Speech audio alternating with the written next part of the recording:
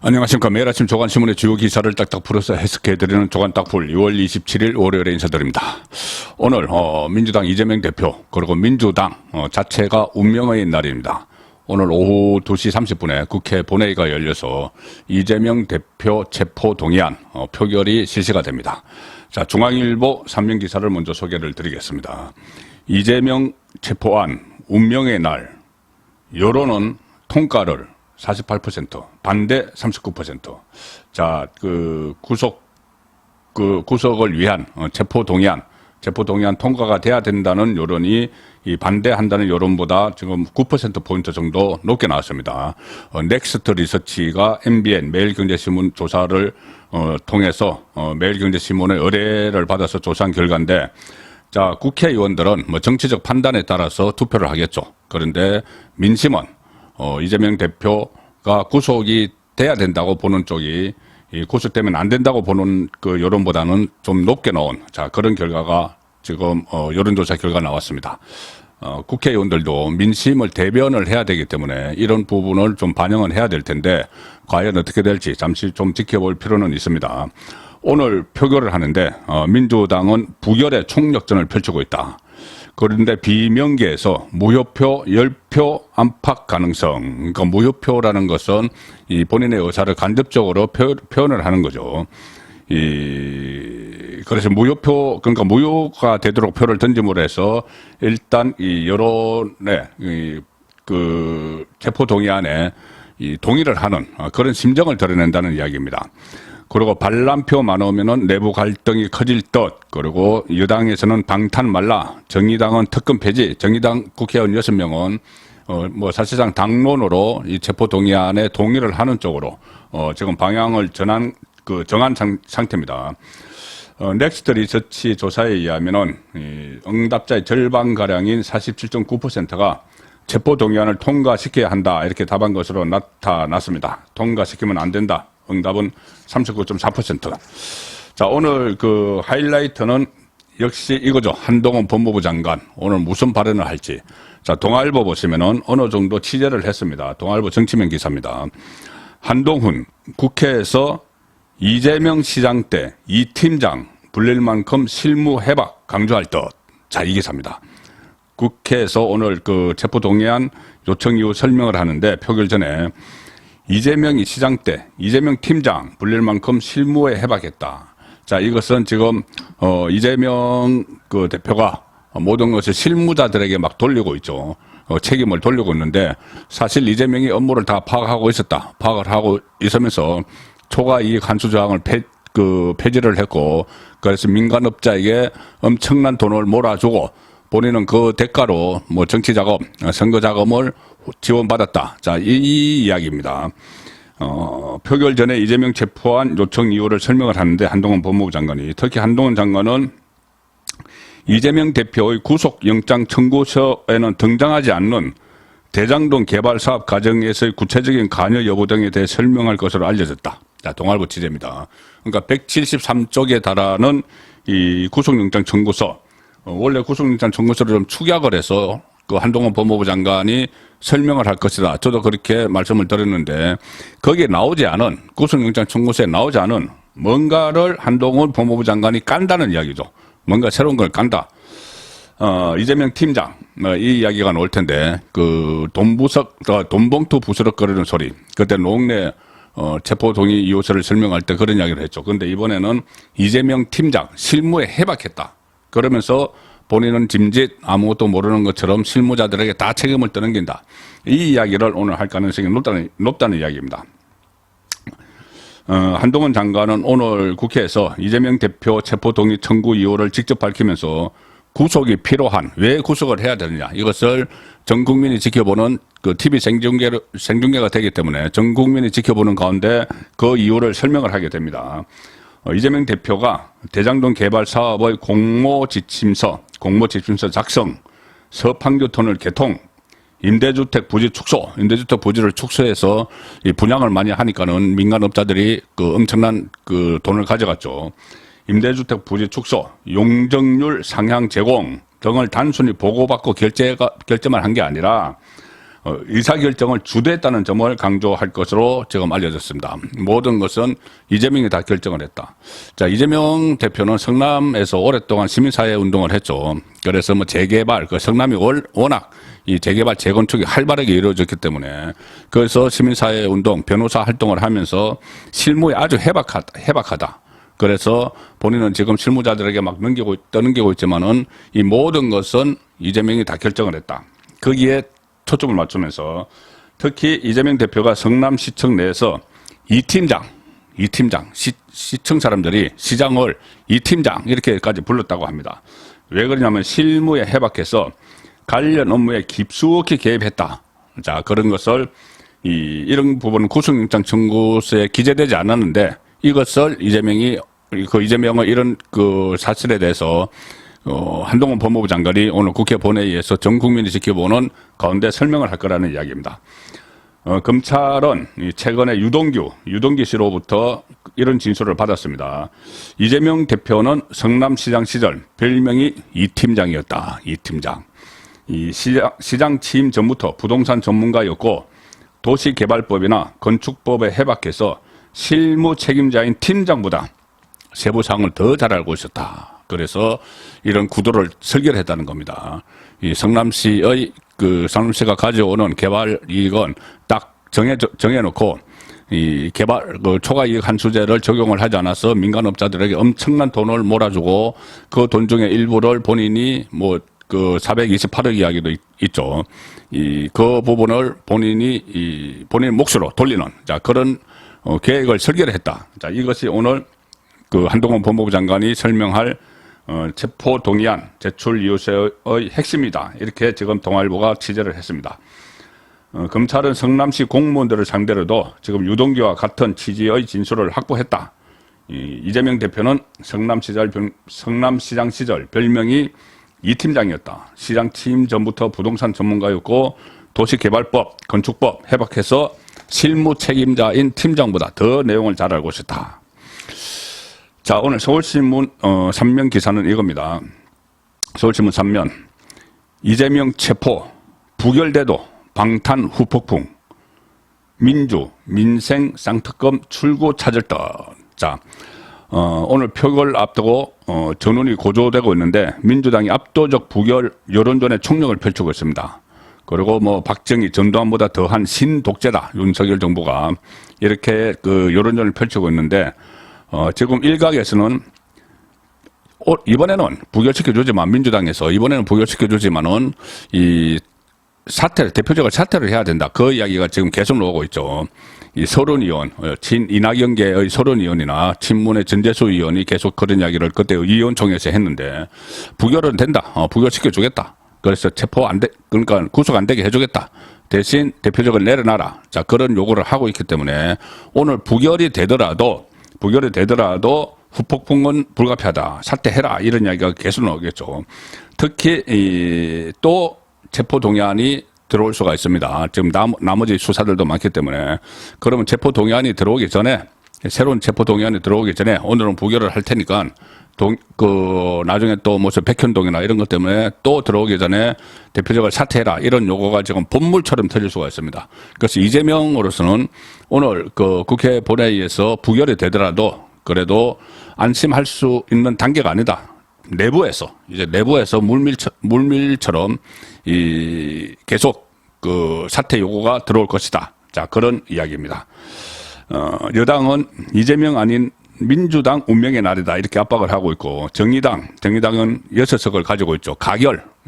체포동의안 그러니까 구속되도록 하는 여기에 당론을 정했습니다. 거기에 입각해서 표결을 할 것이다. 이야기고.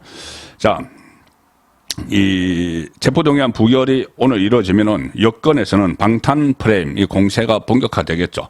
그래서 민주당은 여기에 대응해서 민주당은 이재명 쪽이죠. 이재명 쪽은 여기에 대응해서 민생 경청 투어 이런 것을 하고 또 김건희 여사 주가 조작 의혹, 대장동 50억 클럽에 대한 쌍특검 이렇게 반격을 한다. 이런 계획을 짜고 있다고 합니다.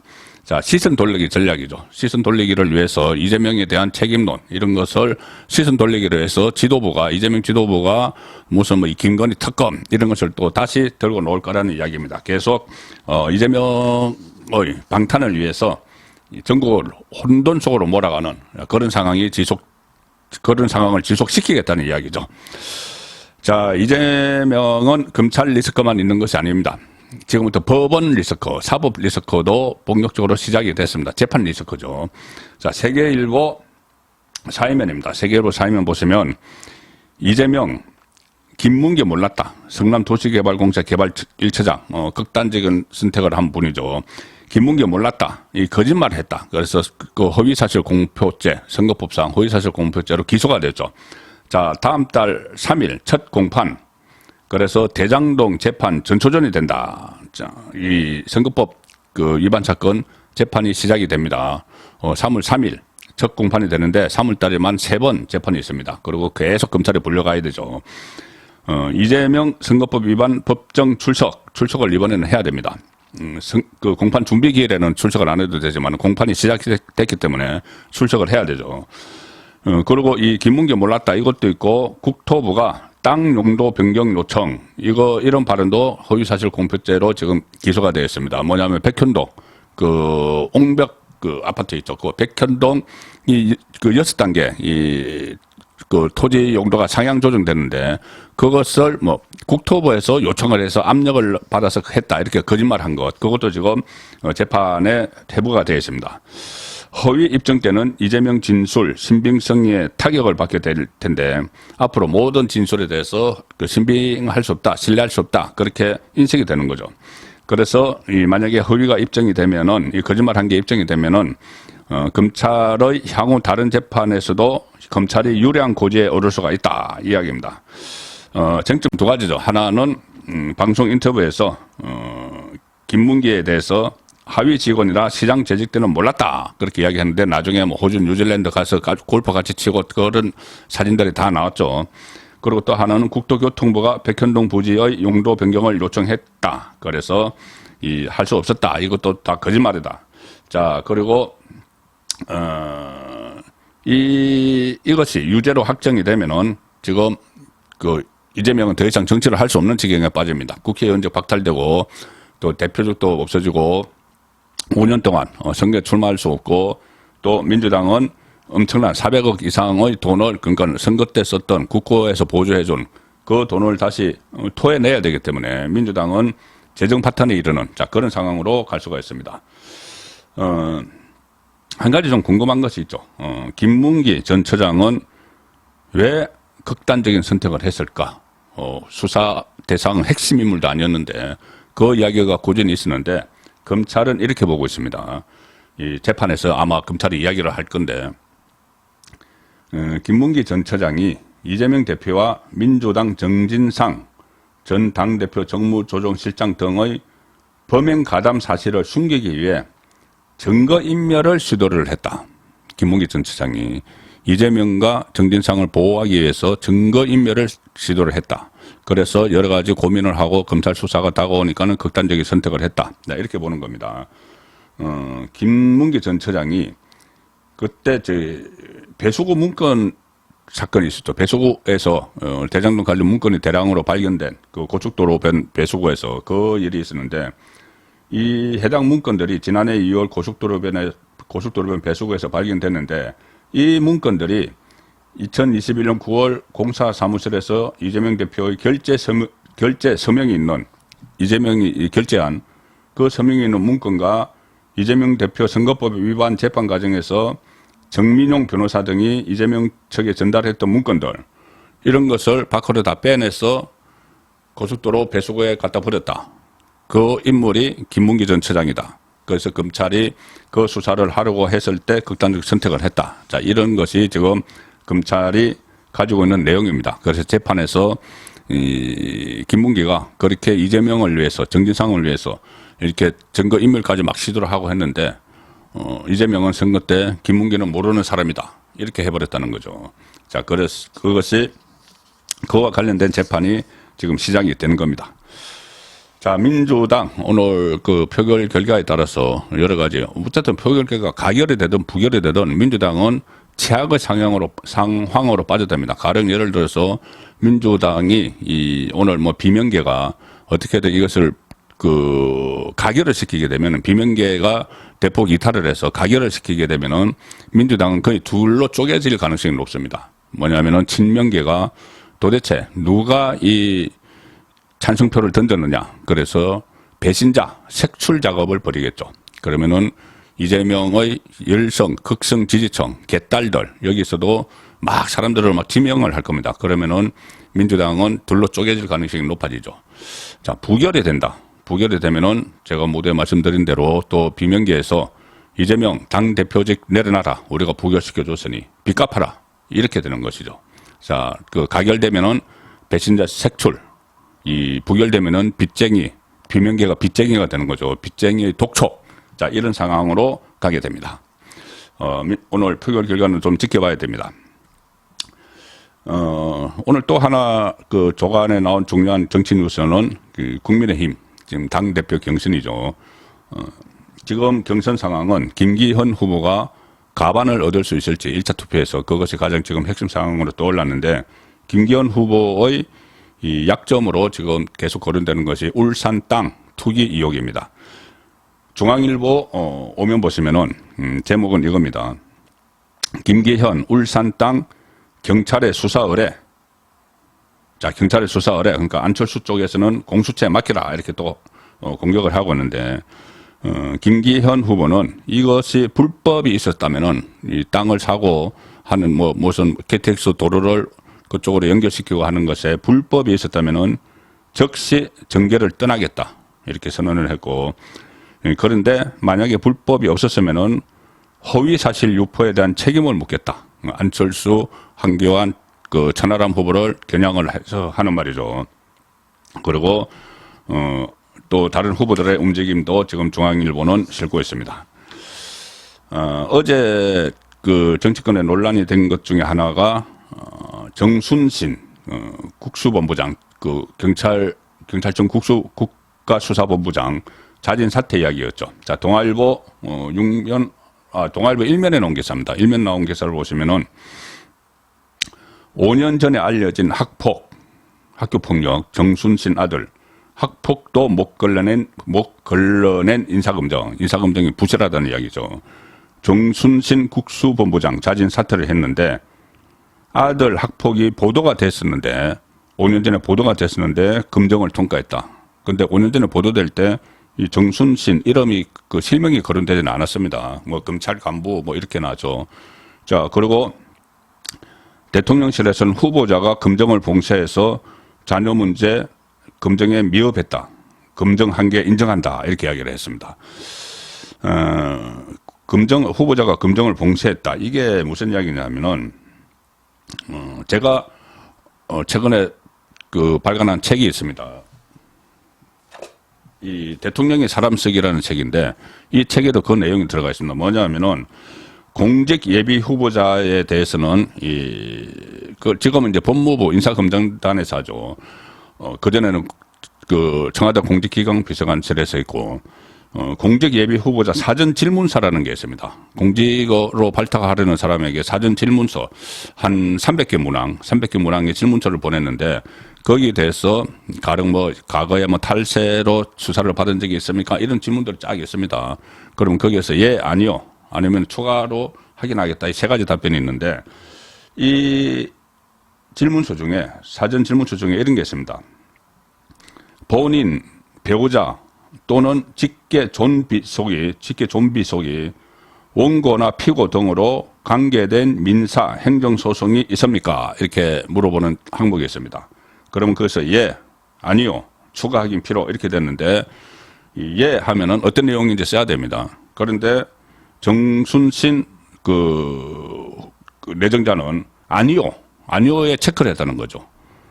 자, 그러면은 아니요에 체크를 하면은 그것을 일일이 맞는지 아닌지 한 300개 항목을 다 검증을 할 수가 없으니까 일단 본인에게 맡기는 겁니다. 그래서 예 하면은 집중적으로 검증을 하는데 아니요 하면 그냥 통과를 시킨다는 거죠. 이것도 상당히 허술한 거는 맞습니다. 상당히 허술한 시스템인데 어쨌든 정순신 국수본부장이 자진 사퇴를 했고 아들 학폭 보도가 됐는데도 검정을 통과했다. 검정 한계를 인정을 했다. 이 대통령실에서는 이렇게 브리핑을 했습니다.